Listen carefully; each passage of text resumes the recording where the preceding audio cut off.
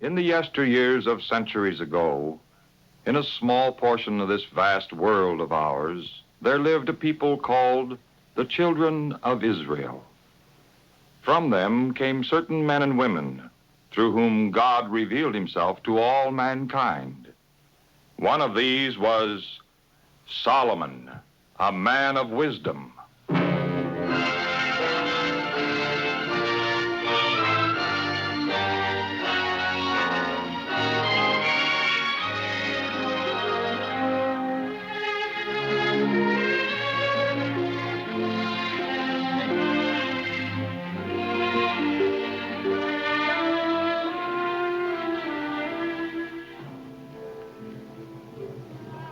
David, king of Israel, had ruled for many years, and God had blessed him with great honor and riches.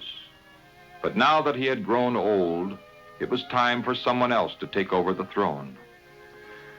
One of David's sons, Adonijah, was so eager for power that he had already tried to make himself king. When David learned of this through his wife Bathsheba and through Nathan the prophet, he knew the time had come to name the next king. As the Lord lives, and as I promised you when I said, Solomon, your son, will be king after me, that is what I will do this very day. Take my servants with you. Have Solomon, my son, ride on my own mule. Bring him down to Gihon. There let Zadok the priest and Nathan the prophet anoint him king over Israel.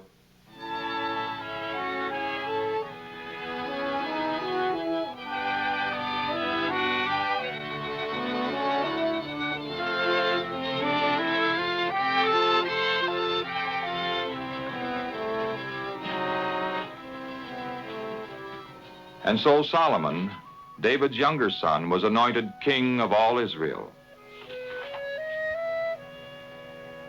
And all the people rejoiced, blowing horns and shouting, "Long live King Solomon!" With his son safely on the throne, David was content and ready to die. But first he called together the elders of Israel and his nobles and officers, in order to speak of a fond dream of his, a dream of many years. I had planned to build a temple where the Ark of the Covenant could rest. And I had prepared to build it. But God said to me, you may not build a house for my name, for you are a warrior and have shed blood. He said, it is your son Solomon who will build a house for my name. And you, Solomon, my son, learn to know the God of your father, and to serve him with your whole heart and with a willing mind. For the Lord searches all hearts and understands all that we think and plan. And if you search for him, he will let you find him. But if you forsake him, he will reject you forever. Be careful then. The Lord has chosen you to build a temple. Be strong and do it. Then David gave Solomon the plans which had been drawn up for the temple at Jerusalem. And Solomon faithfully promised to carry out these plans. And out of his own treasures, David gave great sums of gold and silver for the building of the temple.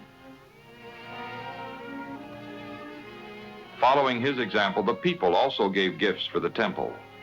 And David rejoiced that his greatest wish would soon come true.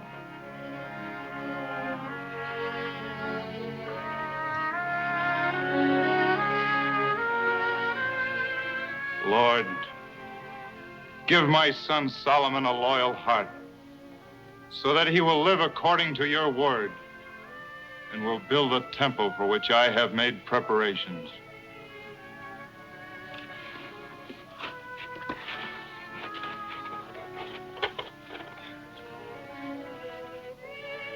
So the reign of King Solomon began. Solomon loved the Lord and obeyed his commandments, as David had. and he arranged a great sacrifice at Gibeon in order to ask God's blessing upon his reign. That night, while Solomon was sleeping, God spoke to him in a dream, saying, "Tell me what I should give you."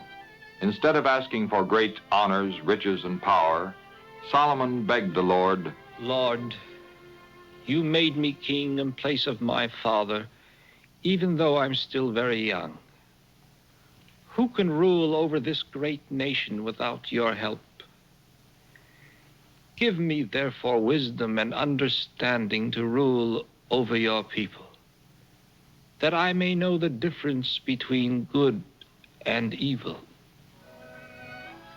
God was so pleased with Solomon's request that he promised to give him not only the wisdom for which he had asked, but also riches and honor and a long life.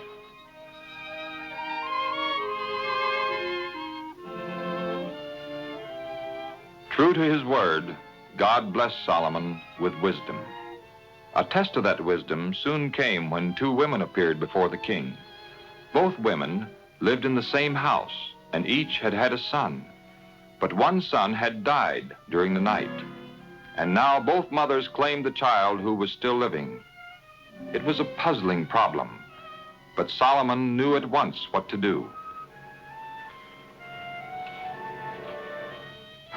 Bring me a sword.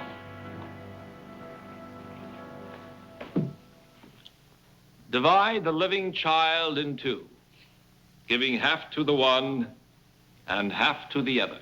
Oh, my lord, give her the child, but by no means kill it. Let it be neither mine nor yours. Divide it. Give the living child to the first woman. She is the mother. When the people heard how the king had decided the case, they respected him, realizing that God had given him great wisdom. Solomon's wisdom was truly remarkable.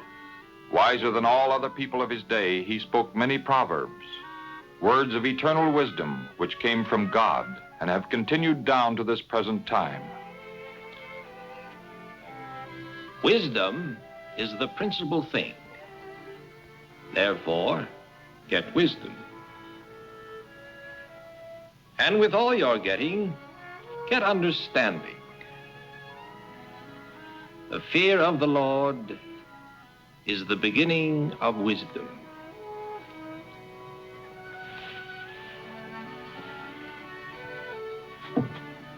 Trust in the Lord with all your heart, and do not depend on your own understanding. In all your ways, acknowledge him, and he will direct your paths. Be not wise in your own eyes. Fear the Lord, and turn away from evil. But his fame and good fortune did not cause Solomon to forget the promise he had made to his father. And now that there was peace in the land of Israel, his thoughts turned to building the temple. His first step was to send word to the king of Tyre, a friend who could supply lumber from the cedar trees of Lebanon. I am planning to build a temple to the glory of the Lord, my God, who said to my father David, "Your son, whom I will place on your throne after you, shall build a house in my honor."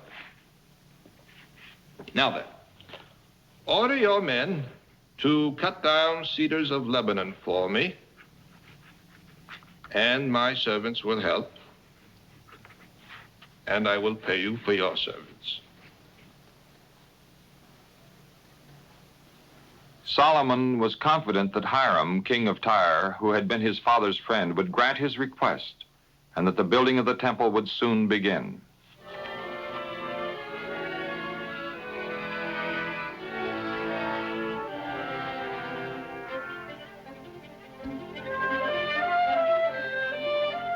There was much work to be done. Trees had to be cut and floated down the Mediterranean coast to a place where they were cut into boards. Stones had to be cut for the foundation of the temple.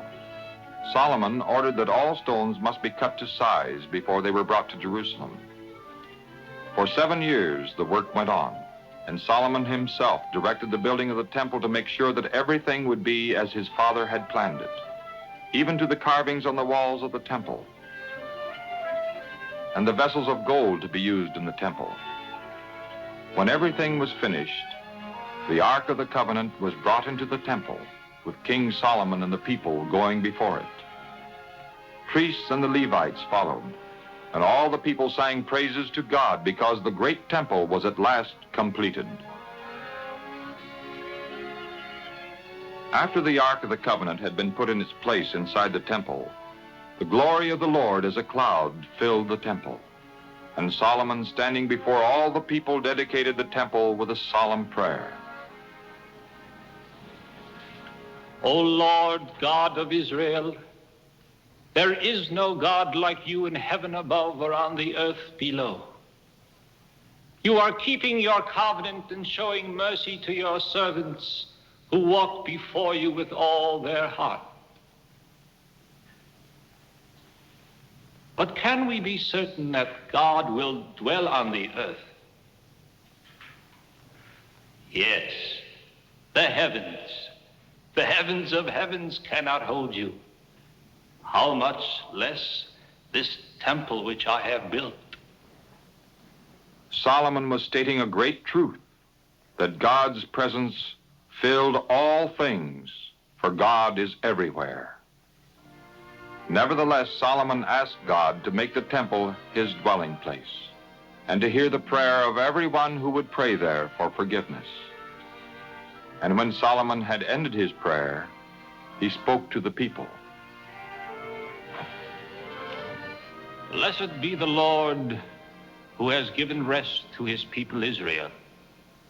Not one word of all his good promises has failed. The Lord our God be with us as he was with our fathers. May he not leave us and forsake us, but fill our hearts with love for him, that we may walk in his ways and keep his commandments. And when Solomon had finished blessing the people, they offered many sacrifices. They celebrated 14 days, happy that the Lord had been so good to his people.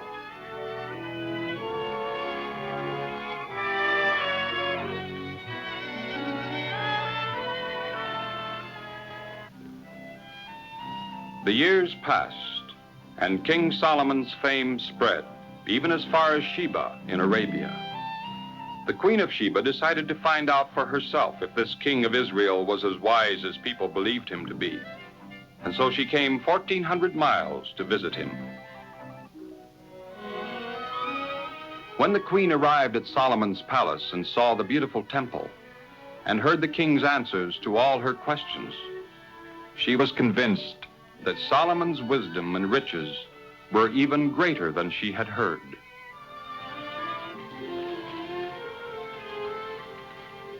Blessed be the Lord your God, who is pleased with you and has set you on the throne of Israel.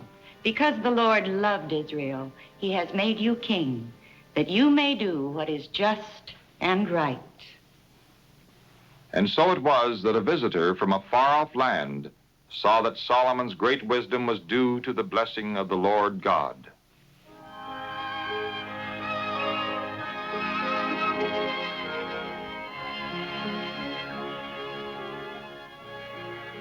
Solomon was happy as long as he walked in the ways of the Lord. But there came a time in his later years when he turned away from the Lord, his God, and he made agreements with foreign rulers who did not worship the one true God. He even married their daughters and had many wives. And these heathen wives persuaded Solomon to set up altars for their idols. This angered the Lord, and finally brought God's punishment upon Solomon and his people. And so the words which God had spoken through Moses, the first leader of Israel, came true. Today I am laying before you a blessing and a curse. A blessing if you do what I tell you, but a curse if you will not listen to the Lord your God.